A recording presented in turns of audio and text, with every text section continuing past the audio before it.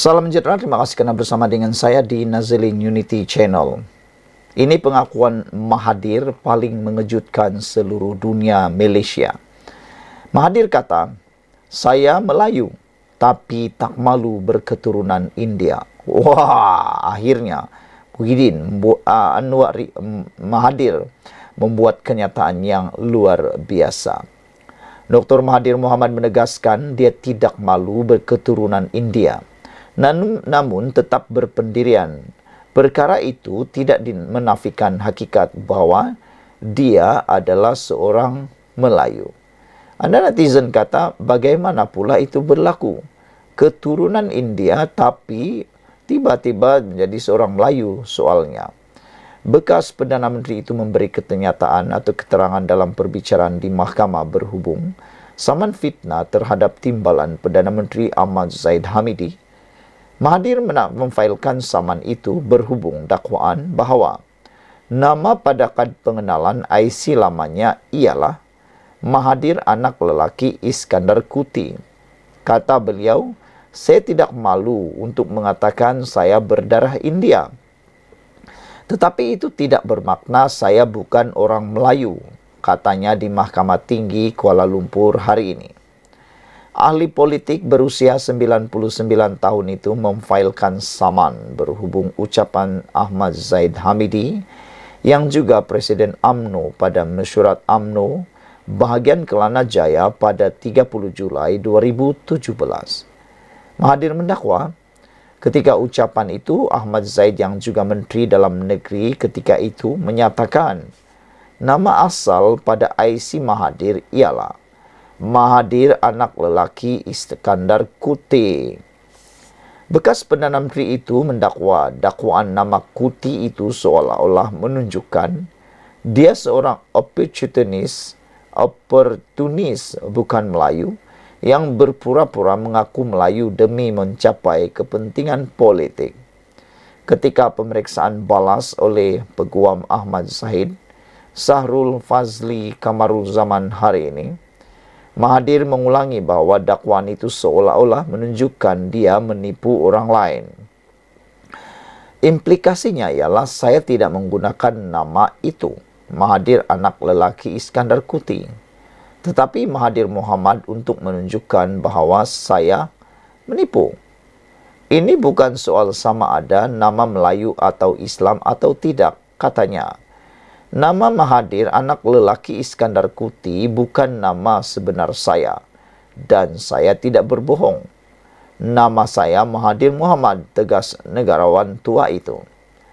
Ahli politik veteran itu berkata, meskipun keturunannya boleh dikesan berasal dari Kerala India, namun dia tidak membincangkan dengan keluarganya sama ada bapa atau datuknya berasal dari sana. Sejak awal ada kata saya, jika pergi Pakistan, saya orang Pakistan. Pergi Bangladesh, saya orang Bangladesh. Pergi Sri Lanka, orang Sri Lanka. Itu kata mereka yang mana adalah tidak benar, katanya. Saya bukan dari mana-mana negara ini. Bapa saya juga bukan dari negara-negara ini. Dia dilahir dan daftar sebagai orang Melayu oleh Kerajaan Malaysia. Kata Mahathir merujuk beberapa artikel dan buku yang membincangkan keturunan beliau. Bekas ahli parlimen Langkawi itu mendakwa kenyataan Ahmad Zahid Hamidi pada tahun 2017 menjadi faktor utama kegagalannya mengekalkan kerusi parlimen itu pada PRU 15 2022. Perbicaraan di hadapan Pesuruhjaya Kehakiman Gen Tachong disambung petang nanti. Dalam pernyataan pembelaannya, Ahmad Zahid menafikan bahawa kenyataan itu berniat jahat, memfitnah atau menjejaskan reputasi Awan Mahathir. Ahli Parlimen Bagan Datuk itu mendakwa nama pada IC itu merujuk kepada individu berdasarkan maklumat dalam salinan lama dokumen pengenalan diri. Ahli politik berusia 71 tahun itu mendakwa dia tidak mempunyai kawalan ke atas mana-mana penerbitan video berhubung kenyataannya di platform media. Mahathir diwakili Peguam Muhammad Rafiq Rashid Ali dan Mior Nur Haidir Suhaini. Sekian untuk kali ini. Jangan lupa tinggalkan komen anda, tekan butang subscribe.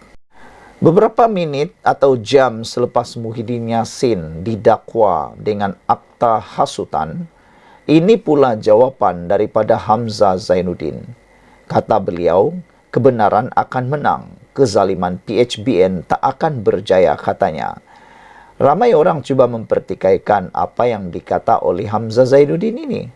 Kata mereka, apa kezaliman PHBN yang dia ingin sampaikan ini? Sebenarnya, adakah kezaliman yang dikatakan ini kerana Muhyiddin Yassin telah didakwa atas kesilapan beliau sendiri? Tiada orang yang suruh Muhyiddin ungkit kes 115 SD tersebut. Tiada juga yang suruh Muhyiddin cuba untuk mengungkit semula peristiwa beliau tidak dilantik menjadi Perdana Menteri yang ke-10. Bukan salah PHBN. Dia sendiri yang tergamak ungkit balik itu dalam kempen. Bahkan, kata Puan Zarkasi, mungkin Muhyiddin sebenarnya terlanjur cakap semata-mata kerana gairah nak mahu menang dalam pilihan raya itu.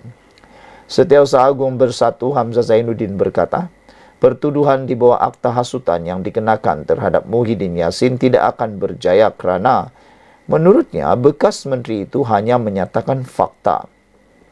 Namun demikian, ramai juga pemerhati politik bebas mengatakan bahawa cara Muhyiddin menyatakan fakta itu sebenarnya seakan-akan sinis dan cuba untuk seakan-akan kelihatan mempersoal dan memperlekai kebijaksanaan yang di Pertuan Agong. Apabila Muhyiddin kata, dia hairan kenapa dia tidak dipanggil menjadi angkat sumpah sebagai Perdana Menteri. Padahal, mungkin pada waktu itu, Agung dah tahu apa yang sedang berlaku. Dalam kenyataan Facebook, Ketua Pembangkang ini, iaitu Hamzah Zainuddin, mendakwa undang-undang yang sebelum ini ditentang Pakatan Harapan kini digunakan untuk menakut-nakutkan Perikatan Nasional. Kebenaran akan menang insya-Allah dan kezaliman PHBN yang cuba memperalatkan Akta Hasutan 1948 untuk menutup mulut pemimpin Perikatan Nasional PN daripada bercakap benar tidak akan berjaya, kata Hamzah Zainuddin. Netizen kata, ngam, tepatlah apa yang dikatakan oleh Hamzah Zainuddin. Berani kerana benar, takut kerana salah. Apa kata, masuk di court di mahkamah nanti, nak tengok apa hujah daripada Muhyiddin dan bagaimana dia dapat menyelamatkan dirinya. Memang tepatlah apa yang dikatakan oleh Hamzah Zainuddin, bahawa apa yang akan benar akan timbul juga akhirnya. Yang tak benar akhirnya akan kalah. Apa yang diucapkan Muhyiddin, kata Hamzah Zainuddin, dalam kempen PRK Nenggiri adalah fakta. Tetapi kerajaan PHBN nampaknya tidak senang apabila rakyat Malaysia mengetahui hakikat yang sebenarnya, katanya dalam satu kenyataan media hari ini. Awal hari ini Muhyiddin minta dibicarakan atas dakwaan membuat kenyataan menyakitkan hati terhadap bekas Agong dalam ucapan kempen semasa PRK Nenggiri. Ada netizen kata mereka tidak sabar lagi untuk mendengar hujah daripada kedua-dua pihak, daripada pembelaan dan daripada juga pendakwaan. Sejauh mana Muhyiddin dapat mempertahankan tindakan ucapan beliau itu? Benarkah Muhyiddin hanya menyampaikan fakta atau sebenarnya telah pun menyinggung perasaan ramai orang, terutamanya bekas yang di Pertuan Agong ke-16 baru-baru ini? Sekian dulu, jangan lupa tinggalkan komen Anda. Salam sejahtera, terima kasih kerana bersama dengan saya di Nazilin Unity Channel. Pemimpin Bersatu mendakwa Zahid tipu dan kelirukan Agong. Tapi ini komen daripada netizen apabila isu ini tajuknya luar biasa. Pemimpin Bersatu dakwa Zahid tipu dan kelirukan Agong. Timbul pula isu itu ketika Muhyiddin dihadapkan ke mahkamah atas tuduhan menghasut. Tapi netizen memberikan komen yang pelbagai. Saya bacakan kepada anda komen daripada netizen di ruangan komen Malaysia Kini. Anda juga berikan komen anda di ruangan komen dalam channel konten ini. Wan Khalid kata, tak payah nak asik sebut, nak tebuk katap lagi. Baik buat kerja sikit, katanya. Betul. Daripada terus nak meratib tebuk atap, nak lagi, ada lagi SD dan sebagainya. Lebih baik tumpukan perhatian kepada pembangkang dan bekerja keras untuk dapat memperlihatkan kewibawaan pembangkang itu. Jangan lagi diungkit kisah yang lampau. Buat apa nak ungkit-ungkit lagi? Tak membawa manfaat pada kerajaan, rakyat dan juga negara. Ping Merlin pula kata, "Oi, dah kalah Nenggiri buat cerita lain pula," kata Ping Merlin 2094. Itulah, kalau mereka tak kalah di Nenggiri, pasti lain cerita. Tapi oleh kerana malu kalah teruk di Nenggiri, kata netizen, buat cerita lain pula dah. Macam itulah kan. AKJ kata, kalau dah otak pengkhianat ni, macam-macam konspirasi boleh fikir. Apa yang Mamat ni kata dah tak relevan. Apakah kamu fikir yang di Pertuan Agong itu kayu? Tak boleh mempertimbangkan keputusan untuk perkara sepenting ini. Bagi saya, kata AKG, kamu seolah-olah memperlekeh kebijaksanaan yang di Pertuan Agong ketika itu. Kata AKJ lagi, kamu gagal mengambil kira akta anti lompat parti yang sudah berkuat kuasa ketika itu.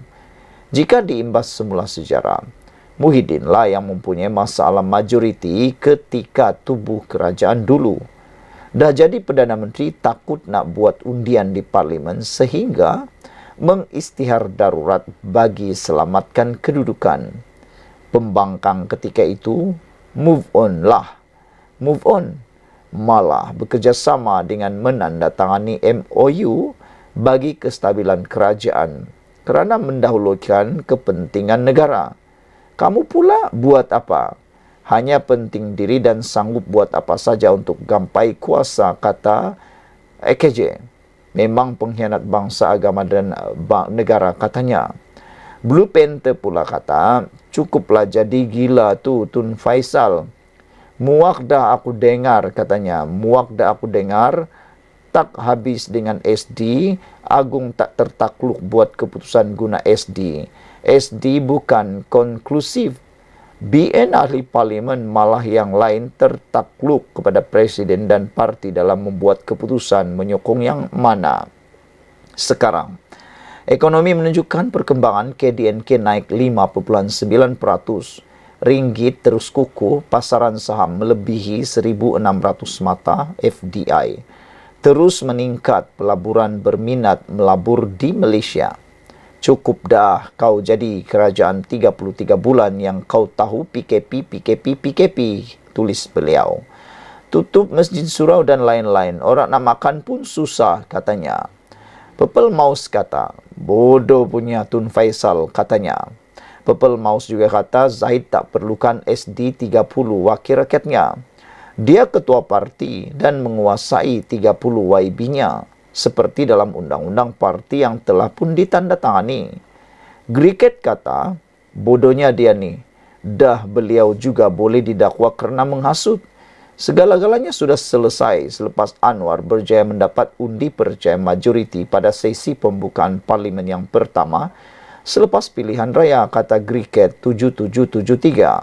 Peluang telah pun diberikan seluas-luasnya kepada ahli parlimen untuk mengundi dan membuat keputusan. Apalagi nak dipertikaikan, kata beliau. Greenfish kata, I rest my chest on my lord. Pepel Tetel kata, pergilah menghadap yang di Pertuan Agong, tanya dengan ikhlas dan kemudian kamu terimalah hukuman jika kamu salah. Tak hormat Raja-Raja Melayu, kata Tetel Maus 5666. Saudara-saudara sekalian, yang menariknya ialah Ketua Penerangan Bersatu Wilayah Persekutuan Tun Faisal Ismail Aziz hari ini tampil mendakwa susulan pendakwaan Muhyiddin Yassin yang dia telah mendapat 115 akuan berkanun SD yang menyokongnya sebagai Perdana Menteri. Maka kerajaan hari ini diandaikan tidak mempunyai majoriti yang diperlukan mengikut ketika mengangkat sumpah. Justru kata bekas pemimpin UMNO Putrajaya itu, Perdana Menteri Anwar Ibrahim dan timbalannya Zahid Hamidi perlu menjawab tuduhan-tuduhan berkenan. Zahid didakwa telah menipu dan mengelirukan yang di Pertuan Agong dengan mendakwa. Beliau mempunyai semua 30 SD dan sokongan penuh daripada 30 ahli Parlimen BN untuk menamakan Anwar sebagai Perdana Menteri yang boleh dianggap sebagai satu kesalahan serius. Berdasarkan dakwaan serius ini, katanya, Zahid harus menghadapi tindakan undang-undang dan Anwar pula menunjukkan bukti bahawa beliau mempunyai sokongan yang mencukupi. Pada 21 dan 23 November 2022, sebelum mengangkat sumpah sebagai Perdana Menteri, katanya dalam satu hantaran di Facebook hari ini. Muhyiddin selepas disiasat pada 21 Ogos lalu memaklumkan dia telah menyerahkan 115 SD yang menyokong dirinya sebagai Perdana Menteri selepas pilihan raya umum. Dia juga menyerahkan surat akuan penerimaan SD berkenan daripada Setiausaha Sulit kepada Yang di-Pertuan Agong Al-Sultan Abdullah Riayatuddin Al-Mustabillah Shah. Saudara-saudara sekalian, GPS dan GRS kini telah menyokong Anwar Ibrahim. Apa yang lebih penting sekarang ialah apabila kita telah ketahui Anwar Ibrahim telah pun membuka pintu untuk membuktikan beliau mempunyai cukup sokongan ahli parlimen. Ketika sesi pertama Dewan Parlimen dibuka, Anwar membuat undi tidak percaya. Apa yang berlaku? Anwar mendapat sokongan 140 ahli parlimen. Jadi, di mana yang nak dikata Anwar Ibrahim tidak cukup? Di mana yang dikata Zaid Hamidi tidak cukup? Itu yang betul-betul menghairankan. Kalau nak kata apa yang dikata oleh pemimpin bersatu ini bahawa Zaid tipu dan kelirukan agung, silap-silap hari bulan. Pemimpin bersatu inilah, iaitu Tun Faisal Ismail Aziz inilah yang sebenarnya cuba untuk spin perkara ini sehingga turut dapat mengelirukan lebih banyak rakyat. Apa yang lebih penting sekarang, sudahlah. Move on lah daripada isu ini. Sudah boring lah mau cakap tentang SD ini. Sekian dulu untuk kali ini. Tekan butang subscribe.